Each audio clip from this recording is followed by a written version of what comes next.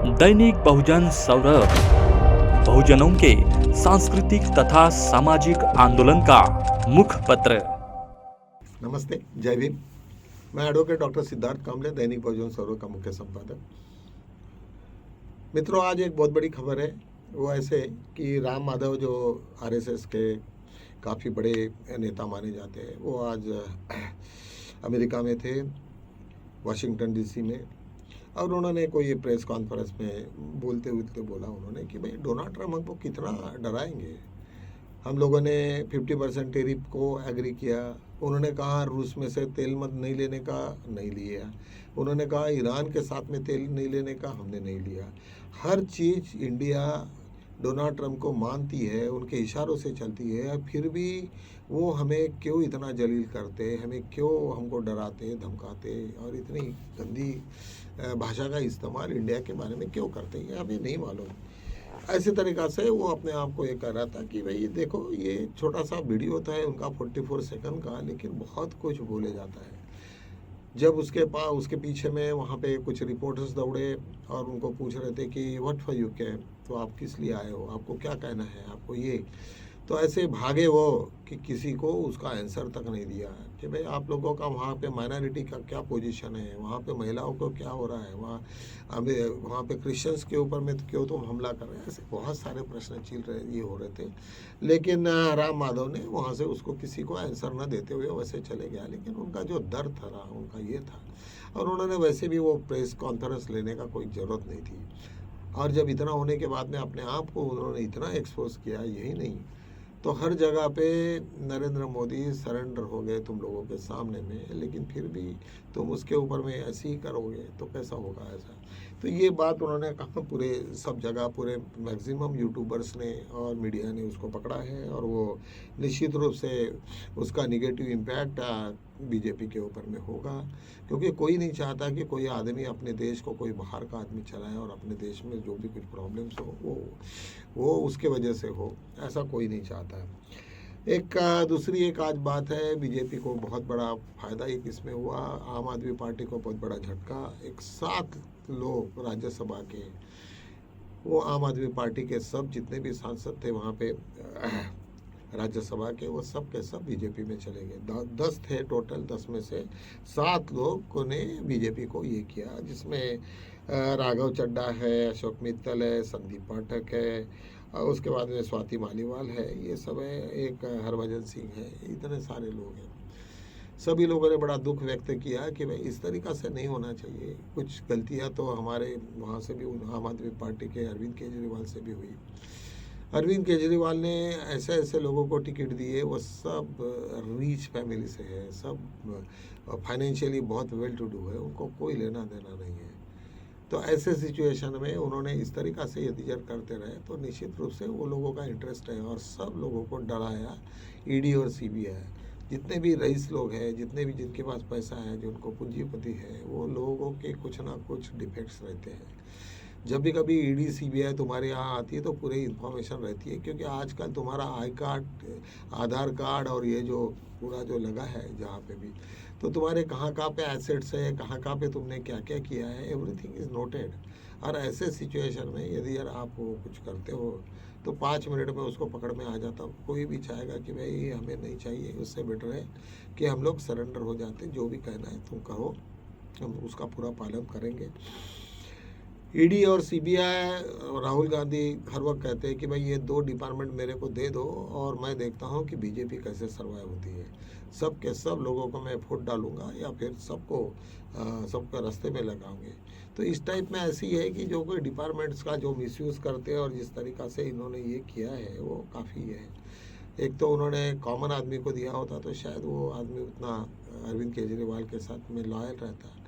और हालांकि उन्होंने कभी अभी तक अरविंद केजरीवाल का भी वो ये आया ट्वीट, और उन्होंने कहा इसमें कि भाई ये हमारे साथ में बहुत बड़ा बीजेपी ने किया हुआ धोखा है, और इस तरीक़ा से ऑपरेशन लोटस नहीं करना था। और ऑपरेशन लोटस में जिस तरीक़ा से, और इस वक्त नरेंद्र मोदी और शाह जी, ये दोनों भी वेस्ट बंगाल के इसमें हैं, जैसे कि हमने कुछ किया ही नहीं, इस टाइप का लोगों को बताना। और ये आदतें हैं। इतने दिन तक अभी कांग्रेस को भी उन्होंने इतनी क्षति पहुंचाई, लेकिन उन्होंने कभी इस लेवल पे नहीं गए कि कहीं किसी के पार्टी ये तोड़ या ऐसे करो। कुछ तो इथिकल होने भी चाहिए, और इथिक्स नहीं है तो जो ये नहीं है, वो बहुत बुरी तरीक़ा से हारेगी। जब जिस दिन ईडी और ये गवर्नमेंट गिर जाएगी तो पूरे की पूरी मर्ज हो जाएगी, पूरे बीजेपी का अस्तित्व ख़त्म हो जाएगा। सबके ऊपर में इतने ये पड़ेंगे और इतनी इंक्वायरियाँ बैठेंगी कि उनकी ज़िंदगी पूरी जेल में जाएगी। इतना ये सिचुएशंस ये है। इधर में ईरान और इराक के युद्ध का कोई एंड नहीं हो रहा है। उन्होंने तो अभी युद्ध विराम तो किया है डोनाल्ड ट्रंप ने, और ऐसे है डोनाल्ड ट्रंप की हालत इतनी ख़राब हो गई कि वो सुबह से शाम तक कुछ ना कुछ बकवास करते हैं, जिसके वजह से लोगों ने कहा कि वो पागल हो गए या कुछ क्या हो गए। ऐसे सिचुएशन में यहाँ तक खबर आई है कि उनको वार रूम में एंट्री तक नहीं है। जब उन्होंने बोला था कि मुझे न्यूक्लियर वेपन्स के पासवर्ड और ये दो, उन्होंने कहा नहीं, विल नॉट गिव। और वहाँ पे जो आर्मी के जो चीफ थे उन्होंने कहा कि नहीं, ऐसा कुछ मत करा। और उन्होंने बोला कि भाई ईरान से हमारा क्या झगड़ा है, ईरान के ऊपर में क्यों डालना चाहते हो तुम, ईरान ने तुम्हारा क्या बिगाड़ा है।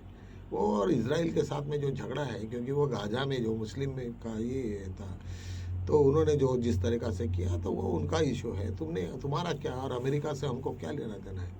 ये सब सिचुएशंस में आते हुए उन्होंने वो देने को नकार किया। और जब पता चला डोनाल्ड ट्रंप को भी कि मुझे कोई कोऑपरेट नहीं कर रहा है और ये अभी क्या करेंगे, कितने लोगों से रिज़ाइन करोगे, और सब लोग रिज़ाइन करने के लिए तैयार है, लेकिन वो कोई भी वो न्यूक्लियर वेपन्स को हाथ लगाने के नहीं देंगे। तो इस तरीक़ा से वो अमेरिका में जो चल रहा है।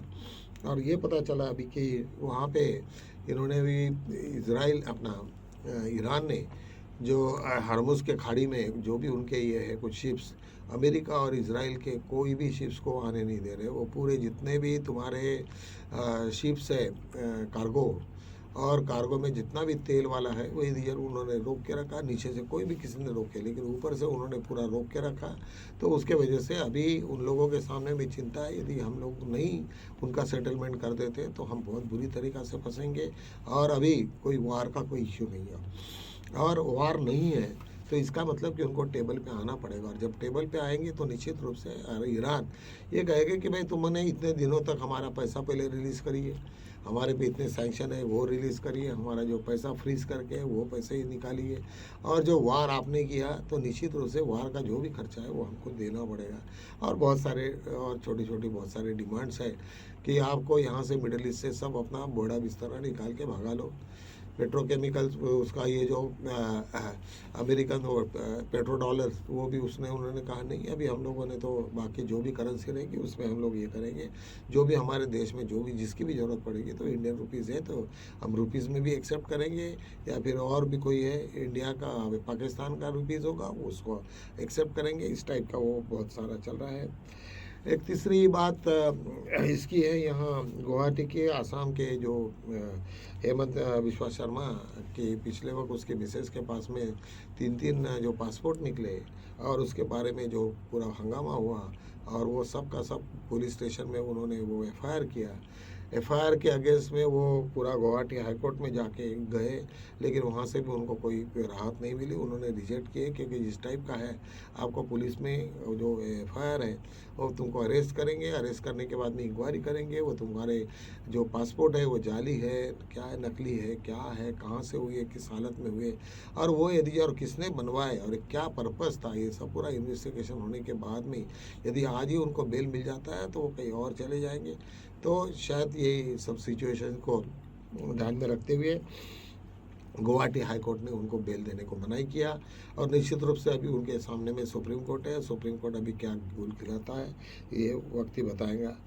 सेकेंडली ईरान और एक उनके हाथ में है, और एक का है कि वहाँ से जितने भी सबमर्सिबल जो केबल्स हैं, जो समुद्र के अंदर में बहुत बड़े केबल्स होते हैं, जिसको वो इंटरनेशनल वो उन्होंने ये बनाए हैं, तो वो पूरे के पूरे हरमुज़ के खाड़ी से जाते हैं। और वो ईरान को मालूम है कि ये पूरा का पूरा जो भी टेक्नोलॉजिकल ये है, हमने यदि उसको ब्लॉक किया है, काटे, तो पूरी दुनिया का सब मूवमेंट बंद हो जाएगा, और पूरे की पूरी अमेरिका और पूरा इजराइल पूरा उसमें बर्बाद हो जाएगा।